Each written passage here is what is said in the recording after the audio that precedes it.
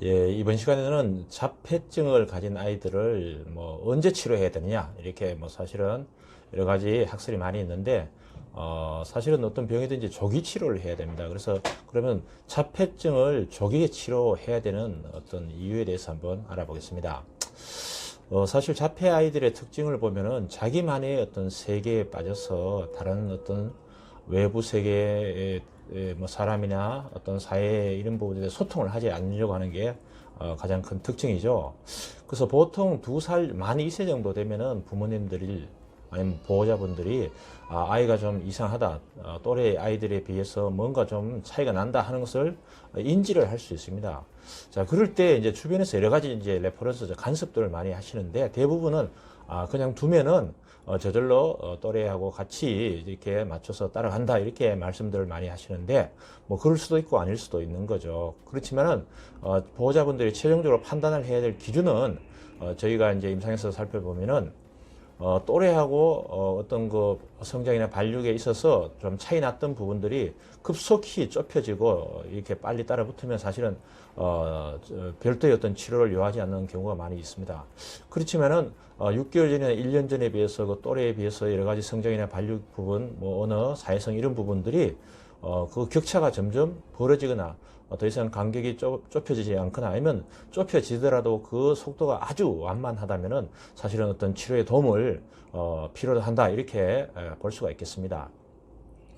자, 조기 치료의 이제 필요성을 보면은 우리 머리에 있는 뇌라고 하는 거는 연령별로 발달되는 여러 가지 이제 성장 발달의 그 시기가 있습니다. 구체적으로 살펴보면은 3세까지는 뭐 전두엽, 후두엽, 그리고 두정엽, 그리고 또 이제 신경세포들의 어떤 네트워킹, 결국 이제 어떤 구조적인 이제 집이 이렇게 지어지는 그런 과정이라고 볼 수가 있겠죠.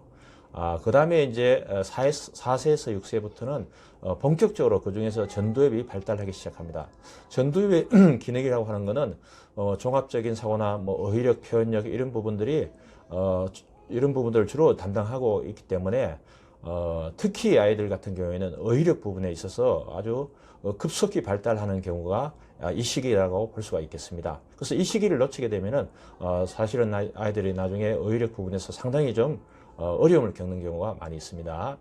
그리고 7세에서 12세는 측두엽이라고 하면은 어느 청각 부분을 주로 이제 담당을 하는데 이런 부분에 기능이 저하가 된다면은 뭐 여러 가지 언어를 배우는 부분, 특히 외국어를 배우는 부분에 상당히 좀 애로점을 느낄 수가 있겠고, 또 두정엽이라고 하면은 논리적인 그리고 입체적인 사고를 하고 전체적인 통합 기능을 담당하는 부분인데 이 부분이 기능이 떨어지고 발달이 느려진다면은 뭐 수학이나 과학 이러한 부분에 학습에 상당히 좀 어려움을 겪을 수가 있다는 거죠.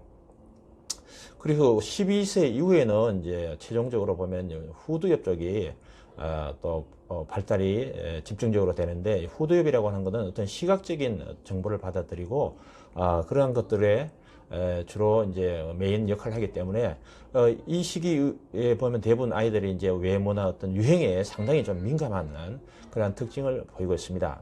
자, 이런 것들을 종합적으로 우리가 보면은 치료 시기가 늦어지면 늦어질수록 해당 시기에 폭발적으로 그렇게 성장하는 그런 여러 가지 뇌의 기능에 있어서 시기를 놓쳐버리기 때문에 나중에 다시 이렇게 따라붙기는 다시 이제 뭐 활성화시키는 상당히 어려움을 겪을 수 있다는 것을 우리가 이론적으로도 알 수 있고 임상에서도 사실은 저희들이 볼 때는 상당히 이런 부분이 검증이 된 부분입니다.